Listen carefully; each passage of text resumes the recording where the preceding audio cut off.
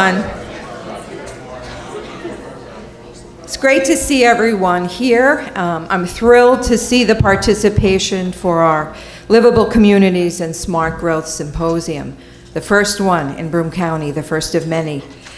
My name is Claudia Edwards. I'm the Public Health Director here, and I would like to just thank the cross-section of attendees here that I see. We have elected officials here. I'd like to acknowledge Patrick Brennan is our county executive, Matt Ryan, mayor of City of Binghamton, Mr. Marinaccio, town supervisor have attended.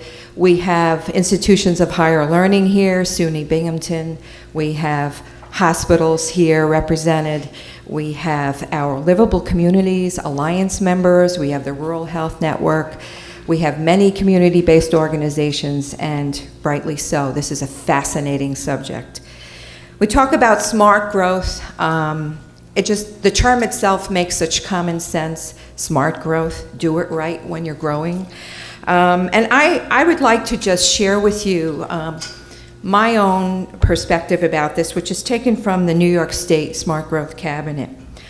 Smart growth as a sensible, planned, efficient growth that integrates economic development and job creation with community quality of life by preserving and enhancing the built and natural environments and promoting social equity. And that is quite a mouthful, but it makes so much sense. You tie those concepts to doing health impact assessments, and you will begin to see how the determinants of things like chronic disease begin to have answers. So there is so much potential in this whole concept, in this whole program. And I would like to really just take 1 minute and thank Tariq Abdelazim, where are you, Tariq? For pulling together this whole conference and realizing that the community really does need training in this. And Tariq is the planner from the City of Binghamton. So thank you, Tariq.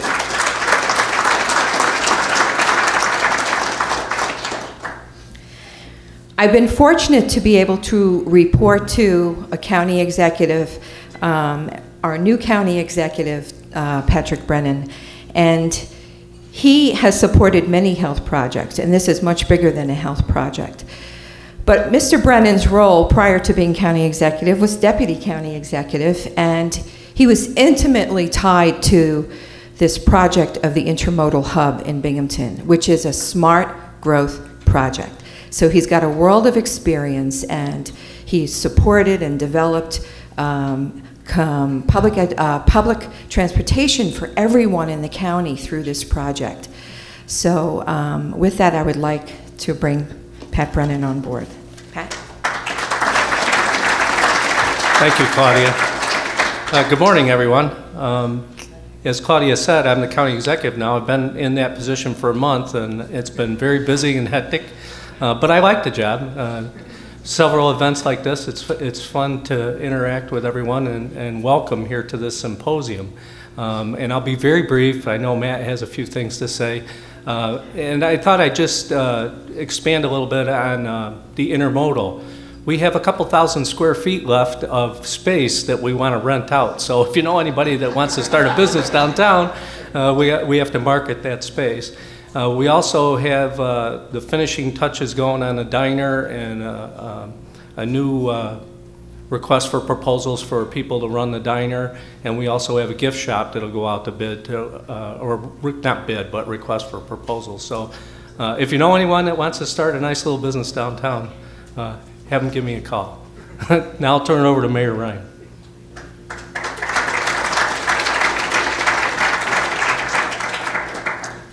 Thank you and good morning.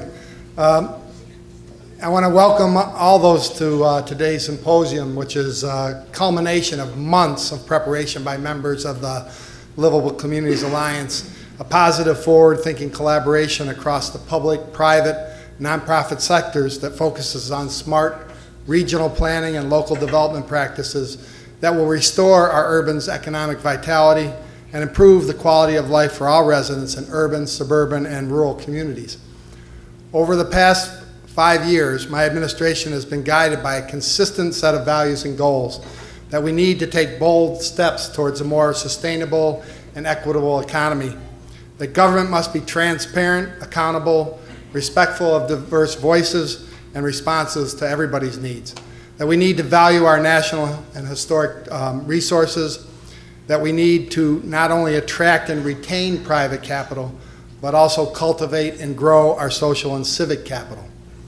And finally, that we need to look past provincial interests and come together as a region if we ever hope to restore prosperity and vitality to the valley that we all know, the Valley of Innovation.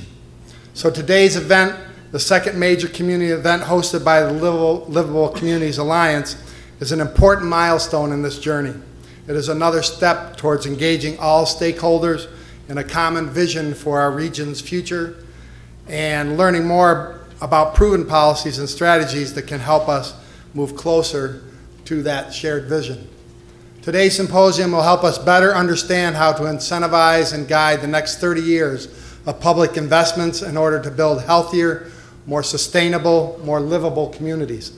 Today's speakers will help us better understand the connections between public health and wellness, our built environment, land use and transportation, and how shifting market preferences and an aging demographic must inform our policy decisions today to realize benefits for tomorrow.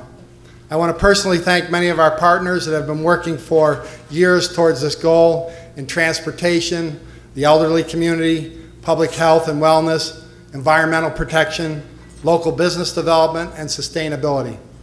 And I want to promise today that the city will remain very committed to strengthen these efforts in the years to come so we can translate our common goals into smart, progressive policy reforms that will position our region and current and future residents for long-term success. So enjoy the conference today. It's going to be, there's some great speakers.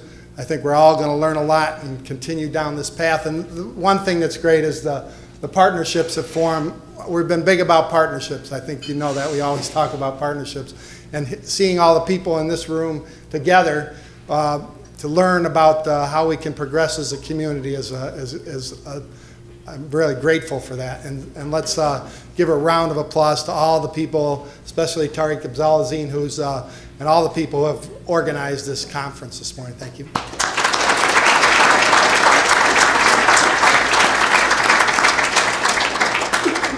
And now I'd like to introduce Mary McFadden, who will be emceeing the event today. Mary is Program Coordinator for the Broome County Strategic Alliance for Health, a great collaboration in which the city is a proud and active participant. Mary has played an active role in organizing this event as a member of the Livable Communities Alliance Planning Committee, and she's always doing good things to promote health in our whole region. So, Mary McFadden.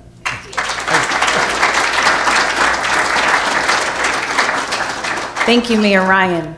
I actually started at registration table this Monday, and today I am your MC. So that to me is an example of smart growth right off the bat. We are so excited to present to you today's conference. Today you will have the opportunity to listen to and engage with an incredible array of national level speakers who will discuss smart growth in the context of economic development, job creation, health benefits, demographic and market changes, and transportation and investment opportunities. You will also hear from inspirational leaders across upstate New York about ongoing regional initiatives aimed at strengthening local economies, improving the quality of life through policy, legislation, and reform. And like Mayor Ryan said, we couldn't do this without the Livable Communities Alliance. Today was really generated by all their efforts, and we have a host of sectors representing a host of all of our priority populations that we are trying to reach in our community to engage them in a healthy existence. So on behalf of the Livable Communities Alliance, we would like to acknowledge our sponsors for today, which is Newman Development Group, Security Mutual, Hinman, Howard and Cantell, the Binghamton Riverwalk Hotel and Conference Center, Chanis and Anderson, Bersch Compo, Knudsen Architects and Engineers, the Binghamton Regional Sustainability Coalition, and the Broome County Strategic Alliance for Health, along with the Binghamton Local Development Incorporation. At this point in time, I would like you to lose yourself in livability and sink your senses into smart growth. We are kicking off our day with our first speaker, and that first speaker will be introduced by one of our planning committee members, Mr. Mark Bowers. Good morning, everyone, and thank you for coming out this morning. I kind of asked Mary if I could do this because yesterday I had an opportunity to spend some time with Ellen Dunham-Jones, and all you have to do is look at the program and look at all the accolades, the places that she's been, the things that she's done, and I'm not going to read that from the program. Everyone can do that, and maybe you saw it on the website. But the reason I want to introduce Ellen is that what I think is most important here is that this woman is just a quality person. After spending some time with her yesterday, Zach and I gave her a whirlwind tour of the good, the bad, and the ugly here in Broome County, coming back from the airport, and we were able to have dinner with her last night. But this is a woman that truly cares, that she cares about people, that she cares about her students, her university, and that she really understands the greater good. And that if we all take chances, if we put ourselves out there, and if we collaborate like this, we can accomplish anything. And all you have to do is look at her information to see what she's done. So I'm just very proud to be able to stand here today, to have this woman. We had seen her a year ago up in Rochester, and she's fantastic. Everybody's going to love this, and I feel better because I had some time to spend with her, and I know that everybody here will too. So here's Ellen Dunham-Jones. That's a lot to live up to at 8:30 in the morning. Thank you, Mark. I'm delighted to be here and to share with you some of the work that my co-author, June Williamson, and I have done and put together in a recent book. But also, I think really to try to help stimulate your imaginations. We all, in this country, I mean, we are all kind of expect our cities to grow, and this, seeing cranes downtown is a sign of a good, healthy economy. A little bit of change, it's always, you hate to see the places you love change, but at the same time, you recognize that cities are expected to evolve. Yet, we seem to have an expectation that the suburbs should remain forever frozen in whatever form they were initially birthed in, and that we have a right to expect the suburbs never to change. Well, a lot of suburban properties are beloved places. They will remain wonderful, wonderful places for decades to come. Most of those were built in the 20s. Most of the post-war suburbs, they're getting kind of old. They're aging. The recession has absolutely led to even more sort of proliferation of vacancies. And so we find ourselves surrounded by a lot of vacant big box stores, dead malls, dying commercial strip corridors, aging office parks, aging subdivisions. And so it's time, we need to start figuring out what to do with these places. And whereas most people kind of find those landscapes sort of depressing, I admit that I look at them and I go, hey, opportunity! Now we can re-inhabit, redevelop, regreen these places into much more sustainable places and frankly, make them better. Even though it sort of goes, most people can't quite imagine it. So I'm going to show in the book we document about 80 case studies. We're up to about 200. I'm going to show you some examples. And we do them, I'm going to talk about them in terms of 3 basic strategies: re-inhabitation with more community serving uses, redevelopment, where you're actually scraping and urbanizing the site, and regreening. Sometimes we shouldn't have ever built there in the first place, and it makes more sense to restore the ecology. So, but before I do that, I'm going to talk a little bit about why we should be thinking about retrofitting suburbia and suburban property types. I get accused often of people saying, we should be focusing our attention on downtowns. You shouldn't be distracting or competing with downtowns. Of course we should. We've actually done a pretty great job of seeing our downtown, many of our downtowns, most of our downtowns really, are bouncing back. The recession has hit everybody hard and slowed some of that. But there are also a lot of reasons why we need to look at the suburbs. And I'm going to breeze through these pretty quickly. But number one, climate change. On average, U.S. urban dwellers have 1/3 the carbon footprint of suburban dwellers. And I know Matt Lister is going to get into this in more detail in his talk. But basically, and you can kind of guess why. Why would suburbanites have a larger carbon footprint? There's interactive here. Everybody can guess the first reason. Driving, cars.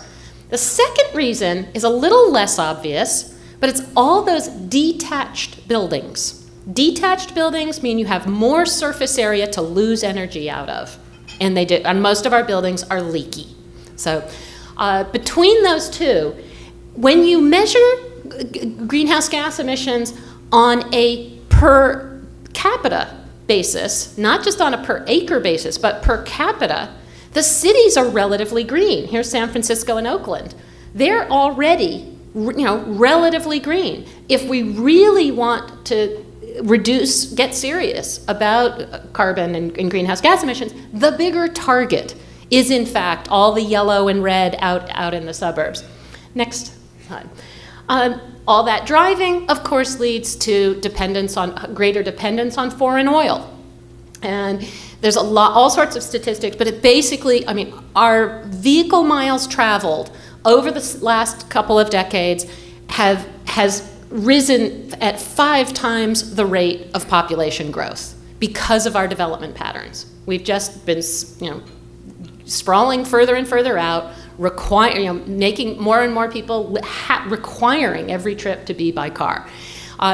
The Joint Chiefs of Staff actually see this as a national security problem, and for a variety of reasons. So, next. And of course, health. And I don't think to really talk too much about this to this audience, because I think a lot of you absolutely recognize the growing body of evidence showing correlations between sedentary lifestyles and suburban development patterns that have led to the increases in obesity, mapped here, and then the consequent increases in diabetes, heart disease, a variety of these chronic diseases. And Dr. Dick Jackson, former director of the National Center for Environmental Health at CDC, likes to shock audiences by saying, heaven forbid that your child should die in a pool of blood. But were that to happen, is it more likely to happen in the city or in the suburbs? And the reality is all of us have grown up with TV cop shows and movies, and we immediately, unfortunately, the image that flashes to mind is sort of, a child killed in a pool of blood must be in a city. No, car crashes are the #1 cause of death for anyone under age 24, and children are much more likely to die in the suburbs. Plus, you get the mental health issues, the isolation, suicide rates, depression rates are highest amongst non-drivers in suburbia, the elderly and kids, teenagers especially. So, all of this is not to say that the suburbs are unhealthy, but just to certainly bring to question just how healthy is this lifestyle that we've most of us have sort of grown up thinking that the suburbs are the healthier place to raise a family. And that's certainly in question now. Poverty is another reason to begin to look at the suburbs. Again, the suburbs have been changing. We tend to think of suburbia as affluent. Today, since 2005, more Americans in poverty are living in suburbs than are living in cities. And they have less access to social services. They have to drive cars to be able to get around, reducing the ability to have funds for other investments. And then there's simply the question of affordability. For generations, I mean, Suburbia provided this sort of affordable means for new families to move out. And our model of affordable housing in this country has really been based on drive till you qualify. The cheaper land out at the edge is assumed to have where you'll get more bang for your buck, a bigger house, bigger lot, at a cheaper price.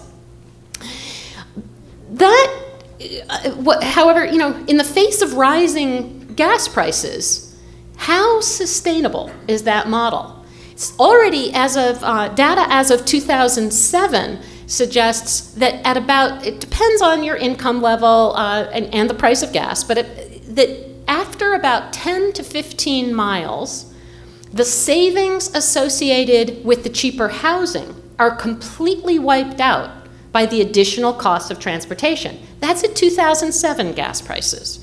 So, none of us know exactly where gas is going, but, it's going to fluctuate. But come on, how many in the room expect gas to go up? It's kind of, so, and it's surprising often to figure out how much money are we really spending.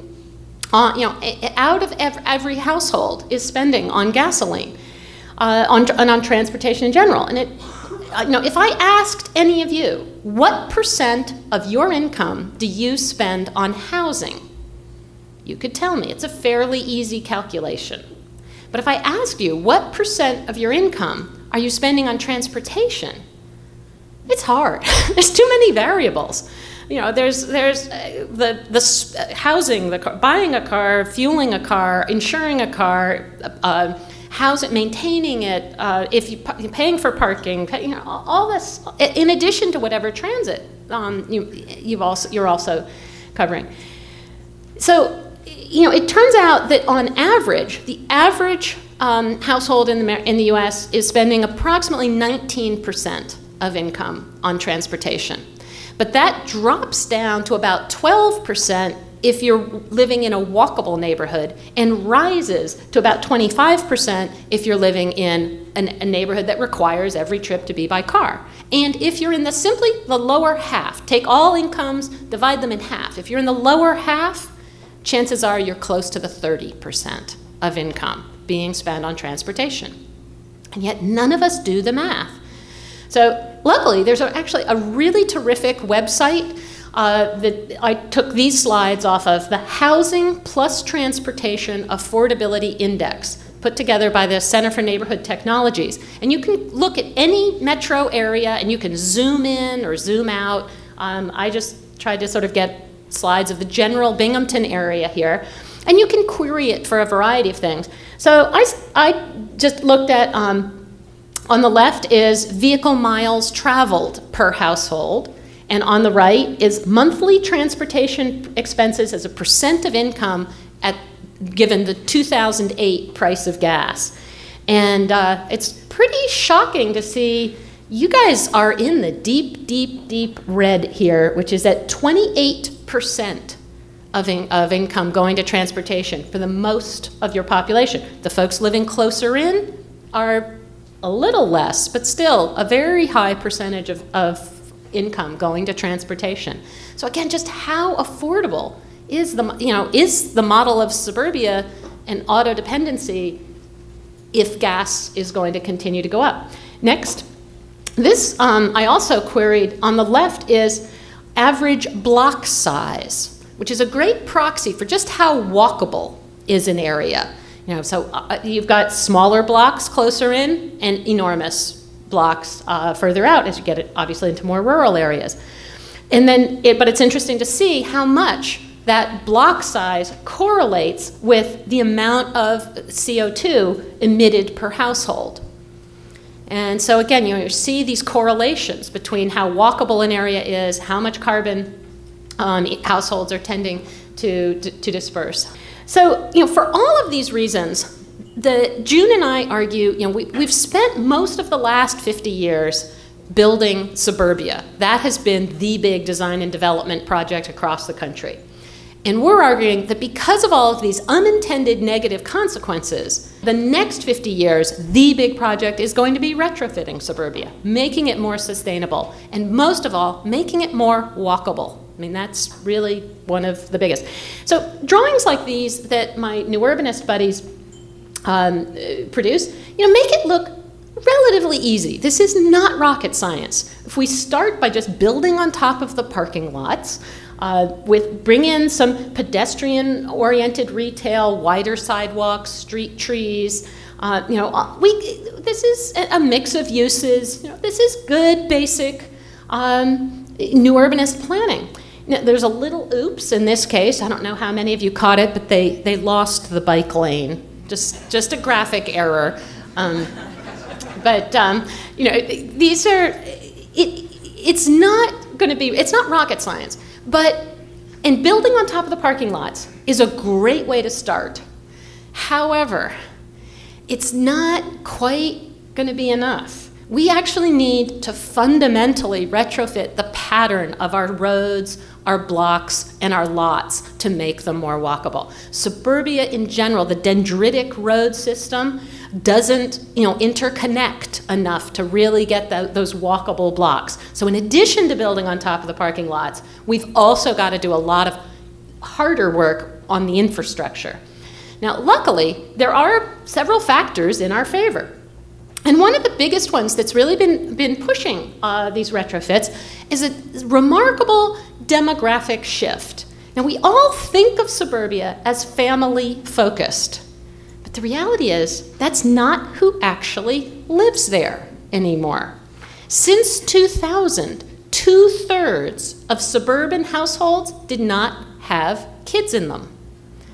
Basically, the baby boomers, who were the babies, who suburbia really was built for, they were the boom, they raised their kids in suburbia, the kids have grown, and they're still there.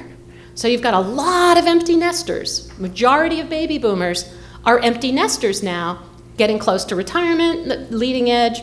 So they're the boomers in the age pyramid here up in the upper right. Then in the middle, you get Gen X. Gen X is in their 40s, they're having they're having kids, but they're a small generation. There aren't enough Gen Xers to fill all the existing single-family homes in this country that the baby boomers will vacate. We have a glut of single-family homes, and it's expected we will not fill those existing single-family homes through at least 2035. Now that's assuming that people could just roll like marbles across the country and find vacant homes.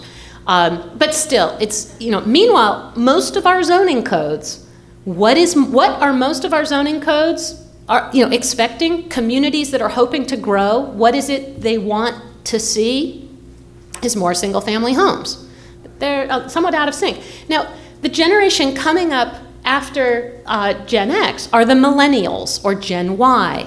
They've just hit 30. Most of them are in their 20s or upper teens. They're a huge generation. They already are in many cases, or they will become the target market, much as the boomers have been. But Gen Y, they're not yet in prime child rearing years. Most of them are expected to delay children for quite a long time.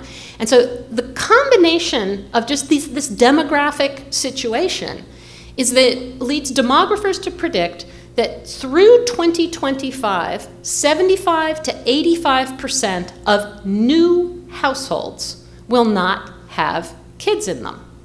We'll still have plenty of families having kids, but not all the new households, kids graduating out of college, second homes as boomers retire.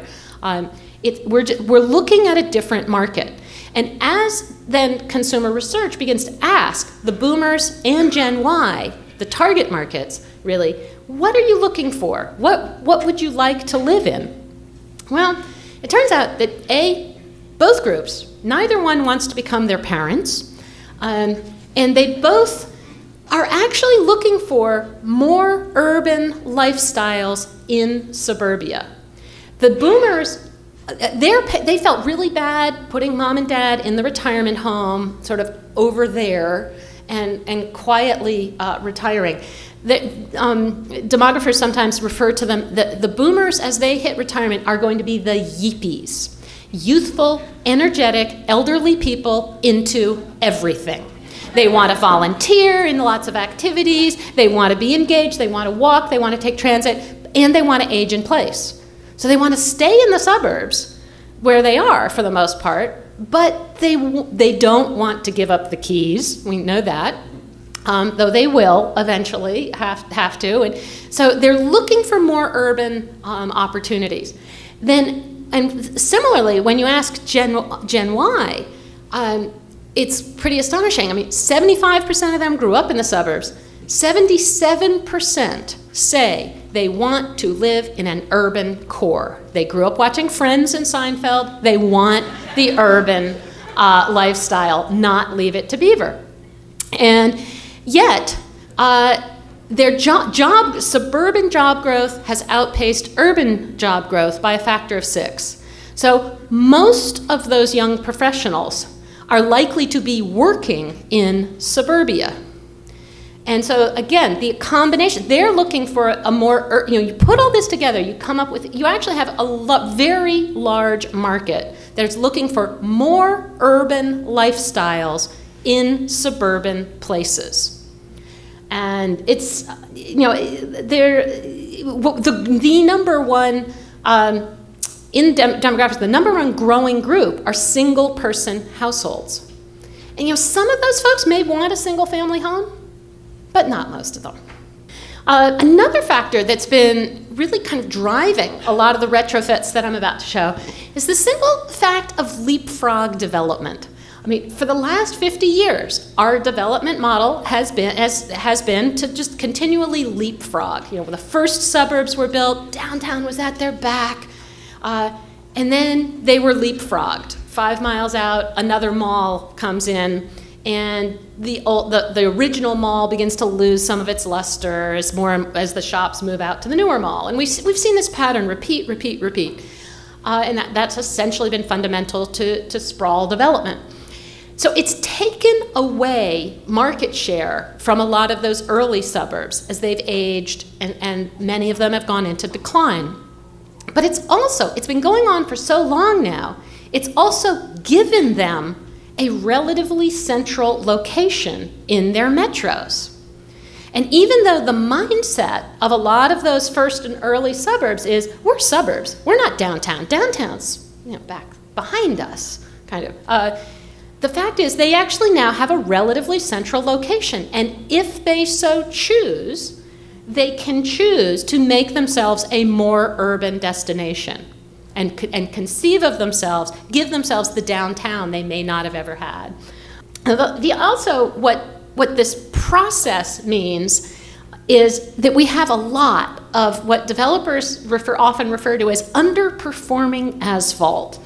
And I like to, really just, underused parking lots. I like to think of it as it's the name of my indie rock band in a parallel universe, 'cause I just think it's a really great band name. But basically, because when the first ring suburbs were built, the land was cheap. It didn't make sense to build parking garages. You build a lot of surface parking lots. But now that they have a relatively central location, in many cases, now it does make sense to go look at those parking lots, build decks, and start building on top of the rest of the parking lots. Start urbanizing them. This image is from Atlanta, where I live. This is Perimeter Center Mall. The name already kind of gets it, the oxymoron of these shifting, changing identities. And anyone who knows Atlanta would thinks of Perimeter Center as, it's totally built out. You can't do anything there. That slide is about 80% surface parking lots. If you think of those surface parking lots as potential building sites, there's enormous potential. And in fact, actually, there's a lot that is happening in Perimeter right now. So what do you do if you if you've got some dead big box, dead mall, dying commercial strip sites. And it turns out people have been coming up with all sorts of really great creative things. So I'm going to talk first about the strategy of re-inhabitation, reusing these sites with more community-serving uses. Starting with some really modest ideas. This was in a suburb of Dallas, Oak Cliff. A local civic group decided to stage what they called the Build a Better Block, just a 2-day art installation. They took a block, you can see the lower image, that was completely vacant, didn't have any stores, any operations, operating. And so for 2 days, they brought in trees and planters. They rolled in lights on wheels, street lights on wheels. They filled the stores with activities. They put displays in milk crates. It's just a temporary 2-day thing. But it got the community so jazzed up as to what was possible, and to say, "Wow, this block should be re-inhabited. We want this. We want this back. We want that now." This was in October 2010. Every single shop is leased. The community, the city council, completely committed to making this live. They're now giving webinars to other communities. There's about 10 other communities that have started Build a Better Blocks. Just with the simple, again, touching the imagination, showing people kind of potential, what's possible. This is an example, also, again, just sort of a modest, but a simple grocery store, a dead grocery store that's been adaptively reused into a public library. It's not fundamentally changing the infrastructure. They did extend the sidewalks to make it that much more connected to some of the neighborhoods kind of behind the strip. They took out a few parking spaces, put in a bioswale to catch the runoff, shown in the lower, catch and clean runoff, shown in the lower image. But most importantly, they took a grocery store along a commercial strip of completely private commercial space, and now they made a public space. And it's going to be really interesting to see if over time, does this seed begin to grow? Are we going to see more public activities and gathering spaces come around? I don't know. I'm eager to watch. This one in Phoenix is a great example of some creative people bought 2 little empty L-shaped strip malls across or next to each other. They've since bought one across the street as well. They put in a lot of bright paint and good food. Never underestimate the power of food to make a place into a destination and make it a sort of cool, fun place. And so it has now become, the local real estate ads all proclaim walking distance to La Grande Orange. Now in Phoenix, to claim walking distance, that's actually a pretty big deal. And they do exaggerate, but the reason is because it's become what sociologists like to refer to as a third place. If home is the first place and work is the second place, the third place is where you go to build community, to hang out, to get to know your neighbors, to relax. And because Suburbia has done a wonderful job of focusing the social life on the family, on the privacy of the single-family house and the school. But if now that most households don't have any kids in school, they don't have that social connection anymore, now that you've got a lot of single-person households in Suburbia, there's a real desire for more third places. And Suburbia in general hasn't really had them. So we're seeing a lot of more places to eat, places like libraries, places to hang out. Another trend in re-inhabitation has been, and trend in development in general, but has been what developers call meds and eds. Lots and lots of medical centers, clinics coming in into vacant big box or malls. But also lots of schools, from pre-K, charter schools, all the way up through university level. Loads and loads of examples moving into vacant retail space. This is an example that combines them. This is in Nashville, where a dying two-story mall recently, they renovated their entire second floor, has now become part of Vanderbilt University's medical center, now occupies the second floor. So it's helped bring a new population to the mall, it's reviving the mall, it's providing very accessible space for the medical center, so a real win-win. And other malls have been re-inhabited with all sorts of things. This one outside of St. Louis was again a dying mall. So half the mall is still a mall, but the other half now they've turned into what they call art space. So they've got artists in the inline stores, dance troupes, theater groups. A lot of it is very sort of children-oriented art, because malls tend to be very family-focused. And it's sort of a holding pattern. The owners of the mall hope to redevelop the mall when the economy recovers. But it's rather than letting the mall go dark, this is becoming now a great community resource. They're bringing in the arts. Next. Closer to home here, in Cheektowaga, New York, a mall became a business park. And we've seen lots of examples, again, of just office basically moving in. You'd be amazed the difference. The minute they turn the sort of marble flooring into carpeting, it just transforms these places.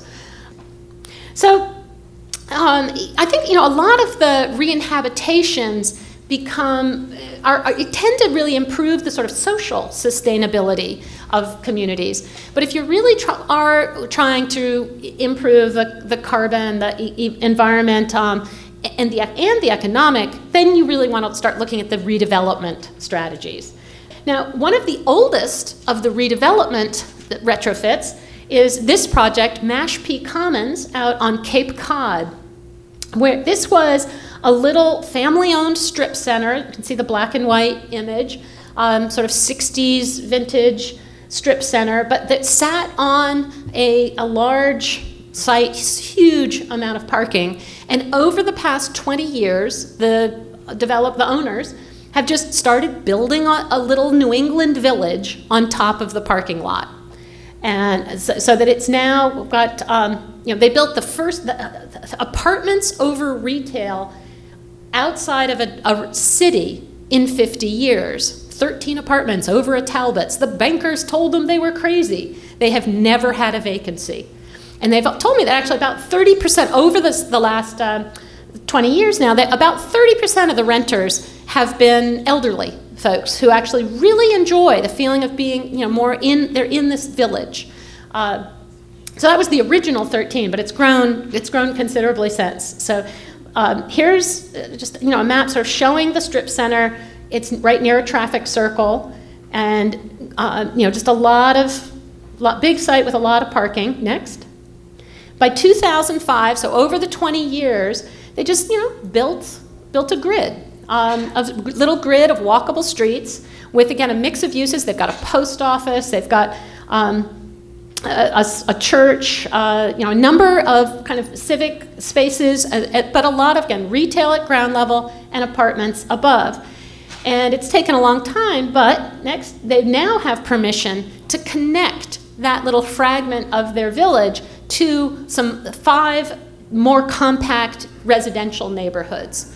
And Cape Cod is very, very a slow growth state. They do not want to see density. They're very worried.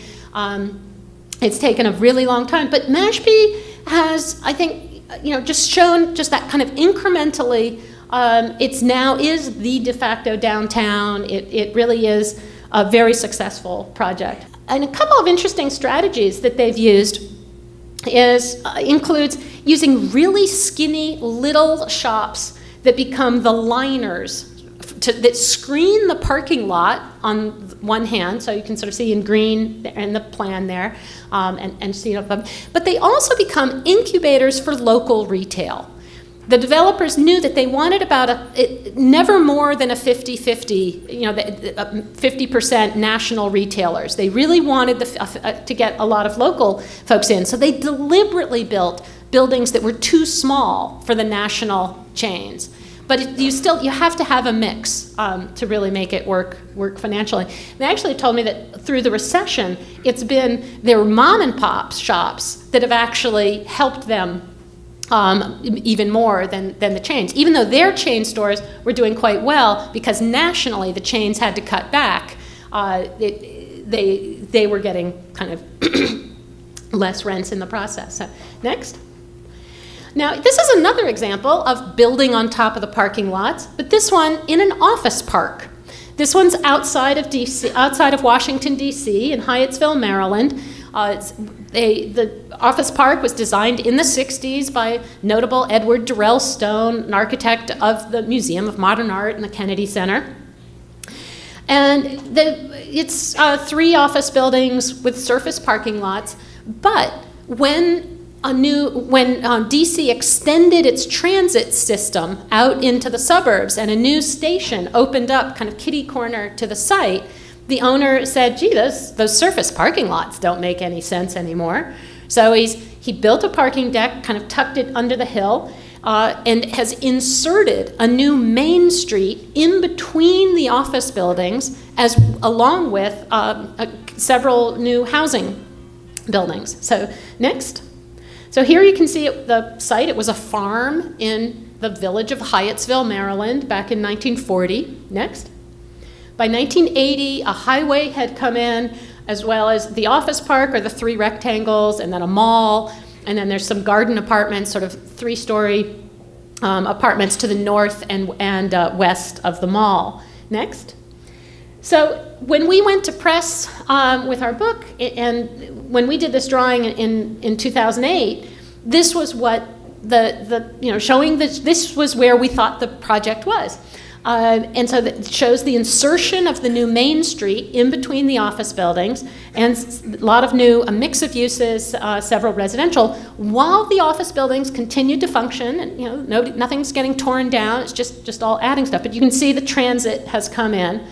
But we've actually, this past summer, we had to update this map because the fact that the success of the infill of the office park has now also got the owners of the mall thinking that they are already talking about expanding the street grid across the mall and redeveloping the mall site.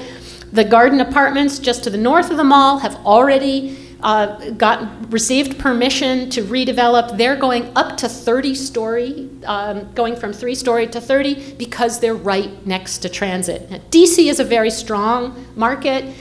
They haven't really had a recession. They have so much government work. So DC's really doing well. But I think DC can sort of shows us how one retrofit can lead to another. I mean, we're sort of seeing this whole area now becoming a very urban, transit-related, walkable neighborhood out of what really was a sea of parking, and kind of suburban, very typical suburban patterns.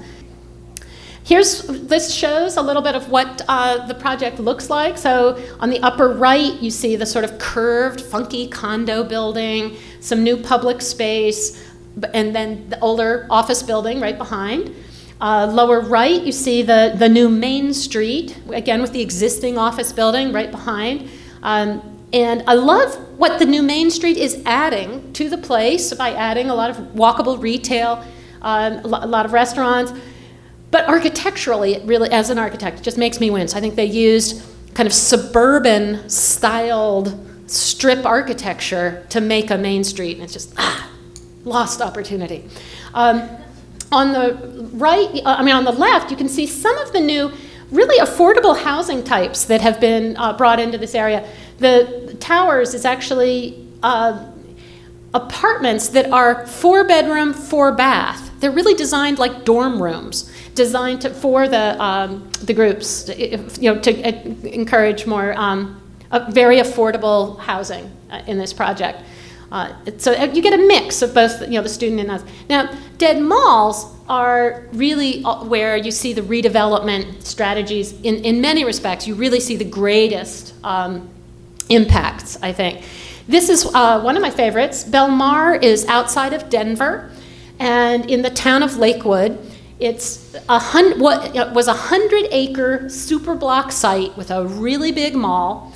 Today, it's 22 walkable blocks with public streets and all green construction, a huge array of photovoltaics. They do have a few surface parking lots, but they've turned them into wind farms by putting wind turbines on the light standards. A real mix of housing types. It's quite a remarkable project. Next. So here's what the site looked like in its heyday as the mall. This was the de facto downtown for Lakewood. They held their prom at the mall. It was, that they loved it. And then this is probably taken on the day after Thanksgiving. Next. So here's the mall in 1975. Next. By 1995, the mall has died. The department store has been retained. We found this to be very common. Department stores tend to be multi-story, better construction, easy to adaptively reuse. But the single-story stuff, the systems are shot, and you really, often they're just getting demolished. Next. And here's the expected build-out. It's really got fantastic connectivity, lots of walkability, and again, it doesn't feel all cookie-cutter. There's really a lot of different kinds of housing. It's not quite as it goes from sort of middle to expensive. I wish there was a little more on the really affordable side, and it's the one thing I would critique this project for. But 8 bus lanes come through the project, has a major green space, a major hardscape public space. Next. And this is what it looks like. This is not high-rise urbanism. This is sort of small, a new version of a small town. They basically tripled density on the site, but did not have to add a single new traffic light because 45% of the trips of the people living there now are being captured internally because they can walk to things. So it's, and we found this to be very true in a lot of the retrofits. Next. So you can see some of the range of spaces, the strategies. They do have still a big parking garage and a big cinemaplex, but they've lined the cinemaplex with smaller boutique shops. They lined the edge of the parking garage with artist studios that are glass and visible, so very interesting to walk by. The museum, local museum, Denver Museum, opened a cultural sort of space. So, a lot of things to really make this a very real place. And one of the things that is sort of been driving a lot of this is our interesting study, the benefits of mixed uses. And there's been some studies recently Joe Minicozzi has done looking at, most suburban communities tend to think they live and die on sales tax. And they've got to get that mall and the Walmart and those big sales tax ratables. But in most communities, most of that sales tax goes to the state. Only actually a small part remains with the municipality, whereas property tax does remain with the municipality. So what Joe Minicozzi began doing was looking at, on a per acre basis, property tax on a per acre basis, and comparing that retail versus mixed use. And what you start to see are startling numbers. Now, of course, there's also costs associated with having residents as opposed to just having a Walmart or a mall. But especially for older communities that may be somewhat built out, it's really worth looking at. Your property tax on a per acre basis versus sales tax. And these are just some of the kinds of figures to compare. Next. This map shows Belmar as the red star in relation to Denver in the center. And you can see it also shows the 13 other malls in the Denver area. 8 of the 13 have or have announced plans to be retrofitted. I mean, whereas in DC, transit has been the driver, in Denver, it's been the dead malls. And the public sector and the private sector have sort of gotten their act together. They've figured out how to do this. Now, these deals are complex public-private deals in every case. No two deals are exactly the same. but it's still pretty remarkable to see what's possible. What's also useful about this slide, I think, is to see that it's not as if no neighborhoods were bulldozed, only underperforming mall sites. So this is not diminishing the choices. It's not taking away anybody's single-family home. Those are all still there. It's providing more choices for that new demographic that are looking for more urban lifestyles, but within suburban areas. But it does also raise the question, okay, so we're providing these pockets of walkability. Well, that's nice for a few people get to walk a little bit, but is that to really get systemic impacts, how do we connect the dots? And to do that, we need to start retrofitting the corridors themselves and the infrastructure. So some of these corridor retrofits can be quite modest. Here in Washington, D.C., is an example where the D.C. planners looked at this intersection with these really wide turning radii, huge slip lanes, big traffic islands, and said, it's not very walkable. And it happens to be there's a metro stop just off the slide, but it's very close to a metro stop. So they said, all right, we're going to pay for rebuilding the intersection of the road as a 90-degree intersection with walkable, easily crossable streets. And that's going to free up these traffic islands that are public property, and we're going to, in essence, we're going to give a 100-year lease to developers to build, we'll give it essentially for free, if they'll build the kind of walkable, mixed-use, compact development that we'd like to see. And the reason why, part of what's driving this kind of planning, and we're seeing a lot of communities are doing this, sort of really looking at the public land, discovering developable public land, so as a way that the public sector can incentivize some of this. But it's also because of the release last year of a new manual, the cover is shown there on the lower left, designing walkable urban thoroughfares. That is a new recommended practice by the Institute of Transportation Engineers, developed with the Congress for the New Urbanism, that for the first time, engineers now have a manual that does not refer to sidewalks as vehicle recovery zones or trees as fixed hazardous objects. It's written from the point of view of the pedestrian as well as the driver, and not only from the driver. We're also seeing a lot of corridor examples, really doing interesting things. This is an example in Northern Virginia. They took a 5-mile commercial strip and upzoned at 4 major intersections.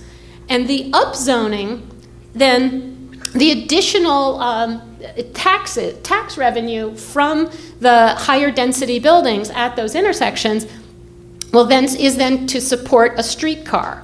Because we've already seen that how transit can induce densification. Now we're trying to see, can coding induce densification and then support the transit afterwards? And it's moving ahead remarkably fast. They've actually extended the project, very tightly used. The form-based code allows up to 10 stories right along the intersection and then tapers it down to 3 stories within a single block in terms of how it meets the neighborhoods. And the neighbors, it also deliberately does not extend along the whole corridor because they're preserving the apartment buildings in between the intersections, which are the affordable housing.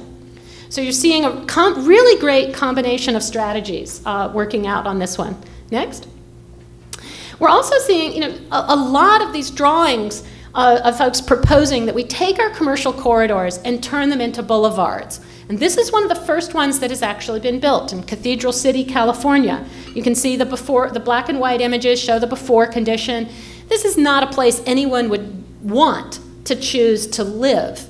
But now that they've gone back, the city took control of it was a state highway, it's now owned by the city wants this to turn it back into their main street, so they built a multi-way boulevard with the high-speed traffic in the middle, side lanes for parking, for transit, and for access to shops. But they put in all those trees And the trees now make this a grand address. You can imagine, grand apartment buildings along there. And I think as as a solution to the alternative to drive till you qualify, if we could get more affordable housing built on transit-served boulevards that were attractive, safe, beautiful places to live, now it's expensive, but it's really the only alternative I see systemically to drive till you qualify. Next. Now, raising the bar on the on corridor retrofits, we need to look to the Canadians. They're now, in addition to integrating land use and transportation, they're also throwing energy into the mix. This is Cambie Corridor in Vancouver, where, because of the Olympics, they already put in a rail line along a commercial strip, and they've changed their zoning, but they're also now incorporating a district energy system. District energy means that instead of each building having its own boiler and cooling, you have system-wide campuses. University campuses have done this for a long time. But when you see a corridor that's going from single-use to multi-use, you can begin to balance out the daytime commercial use loads with nighttime residential loads. You get much greater efficiencies. And so it's a really interesting example. They're also, I think, doing some great work in their architecture. The lower left there is a Home Depot that is lined with boutique retail as it meets the sidewalk of a busy street next to a transit station, and affordable housing built above it.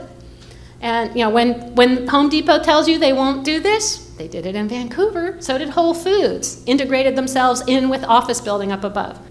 But all that densification won't work everywhere. There has to be a market, and a lot of times it makes more sense to simply re-green these properties. So there's a burgeoning suburban farming movement. A lot of people really, interested in organic foods and using their own property to begin to do so. This is a mall in Cleveland that the owner of the mall recognized that, that big skylight in the atrium, it's kind of like a greenhouse. So while the mall is open, they've planted raised beds and are growing organic veggies right down the center of the atrium, and they've repositioned their food court to be all healthy food. And, again, it's creative thinking. And Detroit is certainly considering massive scale farming. Cleveland also has a lot of vacant lots, and they've come up with a very useful pattern book. This is just slides from one page of some of the suggestions of sort of letting the community know ways they can use their vacant lots, in this case either for rain gardens or geothermal wells, and really giving a sort of how-to for a lot of this. And sometimes it's entire properties. Really, it makes sense to reconstruct the wetlands. This is a strip shopping center outside of St. Paul that had been built on top of a wetland, which was very common before the Clean Water Act. And as when the strip mall failed, you can see in the middle image here, the parking lot was already starting to perk because the culverts had failed. So they actually said, all right, we're giving up. They reconstructed the wetlands. It was on a major migratory bird route. And that was really the whole point of the project. But in the process, they created lakefront property and attracted the first new private development to a very low-income neighborhood in over 40 years. So the regreening can actually also often have terrific economic benefits as well, turning underperforming properties into parks. Parks tend to improve adjacent property values from 20 to 35%. That's what, Columbus, Ohio, is counting on. This was actually a mall in their downtown, but again, a suburban property type. The mall had failed. They tore down the mall last summer, and last fall they opened up a new park on the site, and they're hoping to, when the economy recovers, ring the park with urban housing. But again, using the park as a way to actually improve property values. And this is also an example, again, of the ability, the need for really improving the local ecology as we do things. This is a mall outside of Seattle that the mall's doing very well. They wanted to expand, but they had to make a deal with the local environmentalists who were still mad at them because they had culverted a major stream under their huge parking lot. So in order to expand, the mall had to then pay for daylighting that creek, putting in a very extensive bioswale that now captures runoff from 600 acres, but that bioswale is now treated as an amenity, so in the aerial view you can see senior housing in the foreground, the bioswale under construction really being treated as a park, and then mixed-use housing behind it. Next. So you can sort of see here, again, this, the cleaning of the runoff becoming an amenity for residents. And again, using parks for that. So what are these places actually like? As an architect, I'm very sensitive to the fact that a lot of these retrofits are often accused of being sort of phony, kind of fake. They feel like instant urbanism. This is a photograph of a protest taking place on the AstroTurf Town Green at Silver Spring, Maryland. Now, it doesn't get much more fake or phony than an AstroTurf Town Green. But, and so I do wince, at some of the material choices on this stuff. But the fact is, this is democracy in action. The fact that they got the infrastructure right, they made a pattern of blocks, lots, and streets that meant there was a public space that they knew, here's where we have to hold the protest. I mean, that's the sort of sine qua non of urbanism. But it does point to how hybrid these places are. They're public spaces, but often sort of in quotes. They're often under private management. They have urban streetscapes, but suburban parking ratios. Urban qualities, but often at suburban costs, which usually means cheaper. Makes me wince a little. Populations that are more diverse than typical suburbs, but less diverse than typical cities, and they are instant urbanism.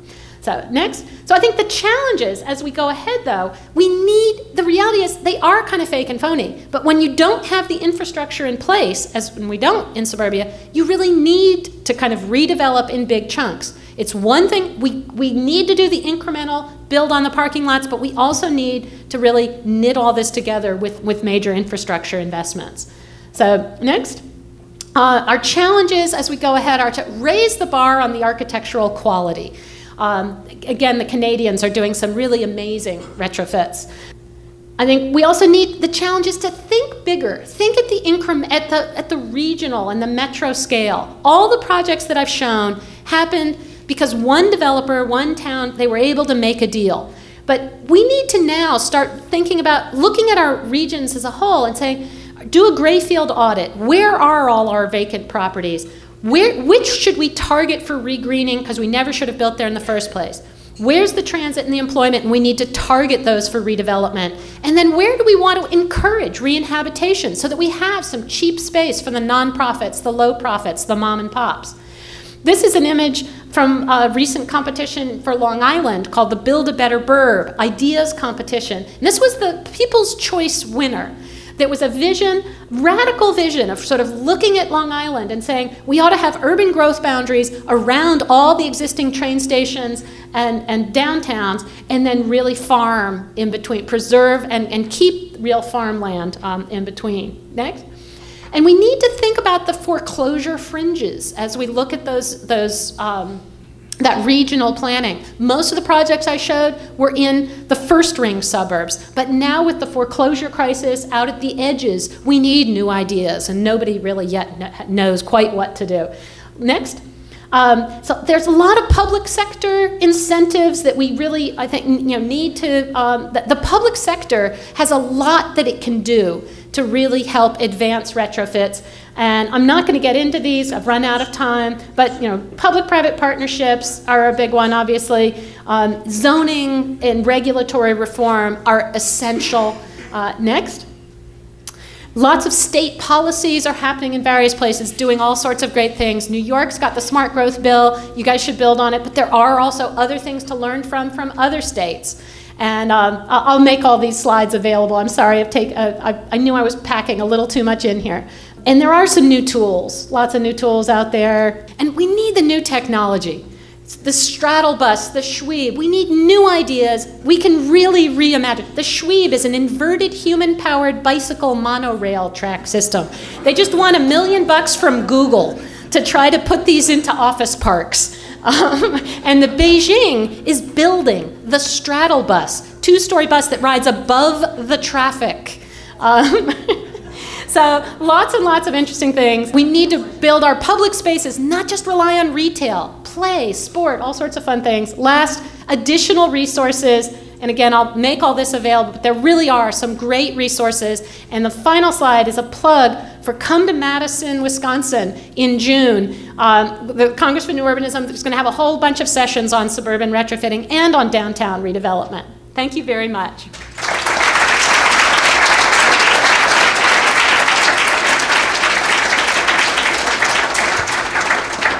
Wonderful, Ellen. Just exceptional. I want to ride the Schweeb and the straddle bus. I want a free pass. We are running into break time, but we did want to give Ellen an opportunity to answer any questions that anybody may have in the audience. I'm going to come over with the microphone, and Ellen.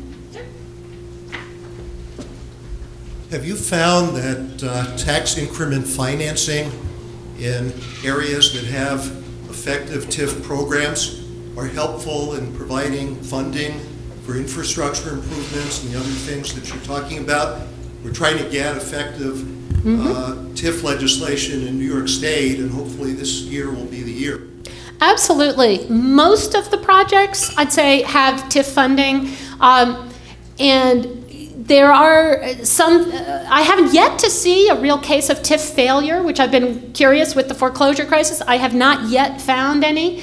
But I think there certainly are concerns about capping limits of what percent of an area's, just how many taxes you want to put into play. But absolutely, I would say most of these projects have been engaged with TIF funding. But they're all constructed somewhat differently.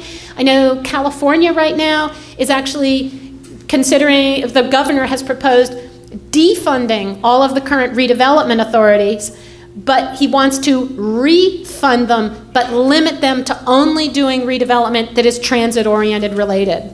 And so there are ways to, I think there's a lot of things happening nationwide on sort of where the TIF funding, but I would certainly recommend looking at it. I mean, I think it's a great tool. Hi. Last month I was at a local government training session, and there was a panel called Dealing with Entrenched Mentalities. And I guess my question, I know it's hard to generalize, what do you think are some of the factors that allow communities to be somewhat more proactive rather than waiting for complete disaster? It's a great question. And on the one hand, I would actually say, the easiest retrofits are a dead mall, because it's so visible. And you get the neighbors that normally might have a NIMBY response, not in my backyard. If there's a dead mall next to their neighborhood, they're going to be pounding on the planners' doors. Give me something else. What have you got? We'll take anything. I'm exaggerating, but whereas if it's simply a dying property, but not completely dead, not to the point where it's bringing down its neighbors, that's often harder to really incentivize or bring about the change. I think it really takes strong local leadership, and it's usually almost all of the stories. June and I visited all of these projects. We talked with local people, and always, over and over, it comes down to someone had a vision, someone really started talking to people. Yes, there's a lot you can do to incentivize, but it still always comes down to getting enough people who are willing to really talk about this and make it personal. Often the success stories come when someone realizes a lot of people want to protect their neighborhoods. They don't want to see change. They're very scared of change. And they want their neighborhood to grow just like it was when they moved in. And getting people to recognize that the demographics have changed is one of the biggest problems. And I think that's where you start asking, do your kids want to live here? And if they start to say, no, my kids really don't want to live here, then you say, all right, how do we change this to make this a place your kids want to live? And that's, I think, often where you start to see communities that have been more successful at change. I'd like to ask about the more systemic changes that you alluded to. I'm sorry? The more systemic changes, both in terms of scaling up to the regional level and in terms of re-engineering the infrastructure, the road networks. Many of the examples that you showed seem to me to continue the sort of Cartesian difference between residential areas and mixed use or commercial areas. So we're still left with the problem of where do folks go to get a gallon of milk? They still need to drive in many cases. And so how do we incorporate mixed use areas that are smaller in scale into existing residential neighborhoods, especially when we're having the problems that you just talked about, of folks not wanting change? I mean, I think the reality is, in the long term, I mean, I did a plan led a team at Georgia Tech. We were asked to look at Atlanta 100 years from now.